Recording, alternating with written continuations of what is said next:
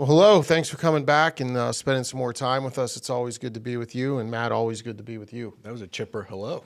Chipper, huh? It's have all my caffeine in today and feeling pretty good.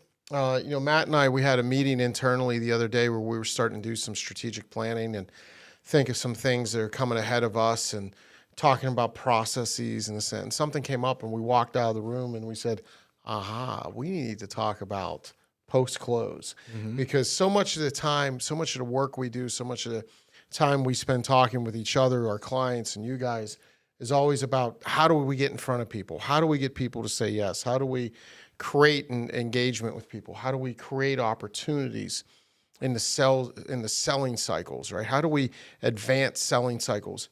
We never talk about what happens if somebody says yes. And so I think it's going to be post-close and near close. We should probably spend a couple minutes or at least some thoughts there because it's really powerful. One thing, questions right there to ferret out, to be able to discuss, some of those hard things, but the things they're going to talk about when the close is going to come and when it will occur. I think the biggest thing with post-close is we have to remember that we do this every single day. So we know what probably happens next, and we know what's going to happen internally, and we know how we're going to start to execute. But the person on the end or the other end doesn't necessarily know what to expect. And if we've done a great job selling value, and they might be paying a little bit more, or they might be going out on a limb because they really trust our offering and our service, and they can't wait to get started. But do we give them that excitement, and do we give them that clarity of what happens next once we get that yes and what they should expect? Yeah, that's such a great point because, we sell every day, but not everybody buys every day, right? Especially what we're selling. So when somebody says yes, when they get to the point where they're ready to put their trust and confidence in us and say, I'm ready to move forward with you, I'm ready to work with you, how do we handle that? Number one, do we qualify it? Like we do everything else in the sales process, right? Everything else in the cycle, we're qualifying. When somebody says that, this is going to be impactful for me because, do we ask why? Do we ask them to monetize that? Do we put a number on it? And I think we do that. That's more natural. When somebody says, yes, I want to work with you, I think as salespeople, we're inclined to just be like, all right, my work here is done, right? And we get ready to move on and think that we've done all we can. But actually, that's where some of our most important work is beginning, especially if we're replacing an incumbent. Yeah, and for us, we see this every single day with the people that we coach. Not a week goes by that someone talks about, I got a verbal, and they disappeared. And they told me they really wanted to work with me, and they listed all the reasons why they wanted to work with me, but this happened or this came up. And so, that you said it much more eloquently than I did, but like that pre-close, just on the verge of someone giving them that verbal commitment. Anytime there's incumbent, I think it behooves us to talk about what does that conversation sound like with the incumbent. That will be tough. You've been with them for 6 years, 8 years, 10 years. Let's not run away from that. Pretend like it's never going to happen, right? Because they will have a conversation with the incumbent. And put ourselves in that scenario. So someone comes to us and says, hey, you've been great. You've been awesome. We've had a great relationship, but we're going in a different direction. Most of our organizations would probably say, how can we save it? What can we do? Can we change, the pricing? Because that's what people naturally go to. Right. Not condoning any of that or saying what's right, but it's human nature in organizations to want to save business if they believe it's profitable business. Yeah, and it's funny because, as you say that, I think to myself, do the work before time, right? Make sure that you're irreplaceable. Make sure that when somebody, because as you were saying that, I was thinking, how would I feel if one of our clients called us and said, hey, we're going in another direction. We're going to use this other company. I'd be mortified. How did we let that happen? How did we fall behind in delivering value? How were we not aware that there was a gap between our delivery and their expectations, right? So at that point, I don't know how I'd respond because I think I'd be emotionally stunned. And that's another Breakfast with Bill topic. That's right. We'll get into that one again. Yeah. But when that happens, the incumbent is always going to come back and I think pull on emotional strings. You know, how many times have we heard people say, well, I've been working with them for 15 years. They say they're going to change this time. They're going to switch this up. And when that happens in the moment, we've lost control. If we allow our prospect, our new customer, to go and have that conversation without preparation, we have failed them. And I think when somebody says yes to us, and we know we should know the situation, right? If we've done our homework, if we've managed the process well, we'll know if there's someone else we're replacing and they're going to make a change. We owe it to them to take them to the role play. We like to take people to role play in that moment and say, what do you think so-and-so is going to say when you tell them you're leaving? Right? Or how do you think that conversation is going to go? When you call them and ask them to get you the information because you're making the switch to us, how do you think that conversation is going to go? And I like to make it awkward and make it as, kind of hurtful, if you will, as possible, because you want them to be in that moment. When I say hurtful, I mean, you want them to feel the hurt. You want them to feel that energy and the emotions they're going to feel when they go have that conversation with their incumbent. Because if we wait till they have the live conversation with their incumbent, the muscle memory is not there. They're going to hear something like, you were at my baby's christening, right? You came to my son's graduation party. We've been together. We can fix this. What do you say to that? And I would say that it's not necessarily even incumbents or other competition.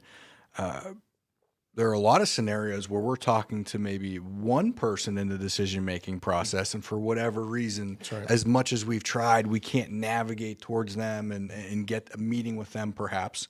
You mean the other person if there's multiple people? Multiple people, multiple decision makers in the decision-making process. We believe in decision-making process over decision makers that fit into the process. But are we having that conversation as well? Oh, boy, that other person is really tight with money, or that other person has the relationship with our incumbent.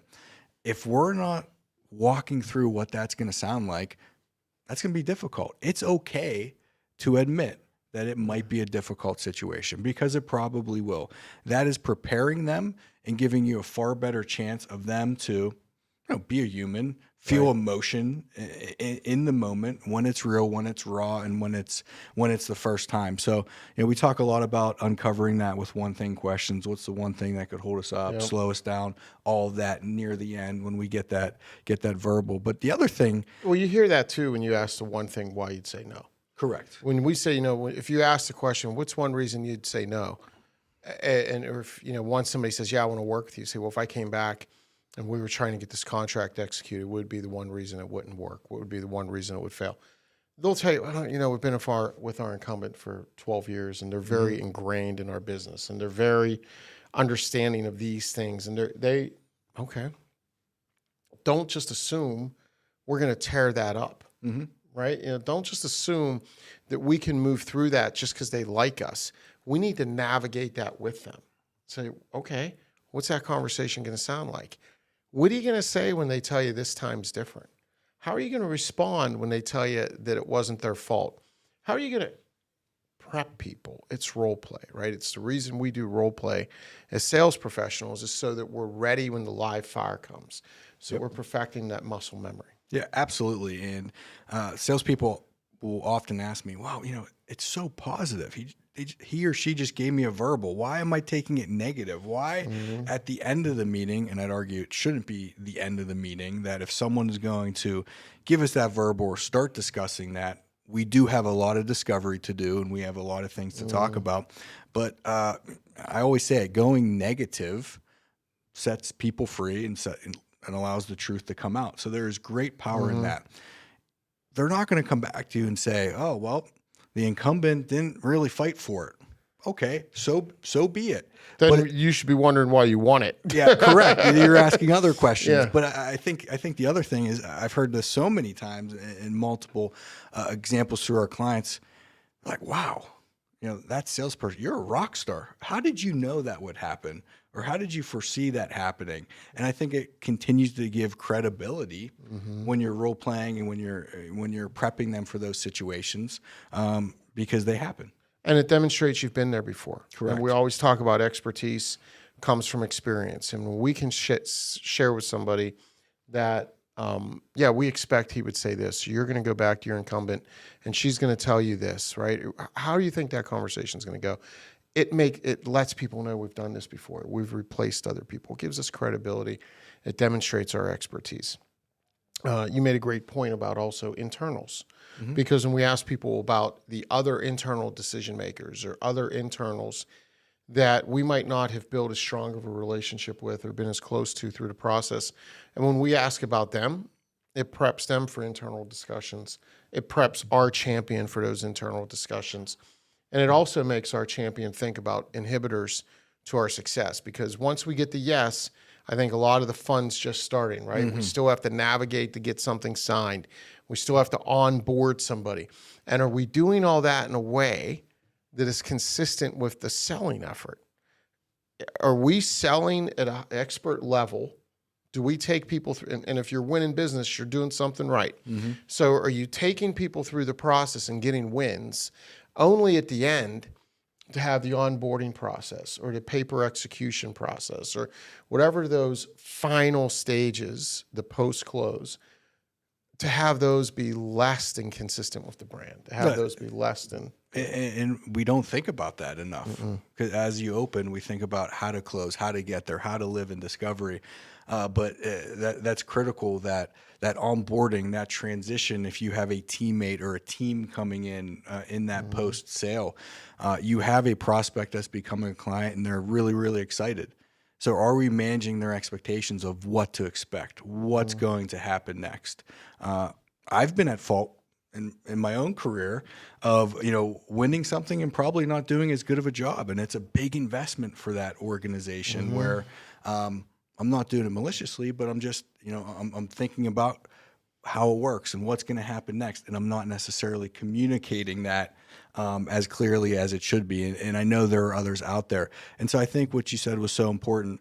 Are you doing it with the same vigor and excitement from yourself in that post-close to manage those expectations? Not managing expectations is a trap, as we always talk about.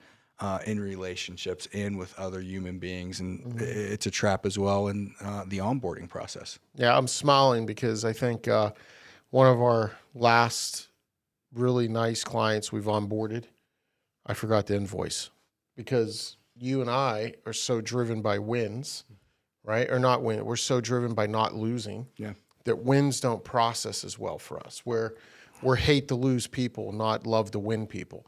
And as a result, the losses eat at us. The wins, we don't spend a whole lot of time revelry in them, right? I mean, for your culture, if you guys celebrate wins, great.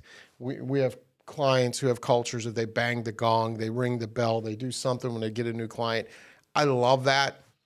That's not me and Matt. Matt and I are just like, we won, that's what we expected to do. Yeah, and we're prepared to do the work, and we can't wait to do the work. Yeah. And any lack thereof at the beginning of the process is not negative or bad. We're just not focused on that as much as probably we should be. And as we talk each and every time, we come away with our own takeaway. Our own takeaway, and I think that's definitely one. But the hating to lose and loving to win, I think that came up 2 out of 3.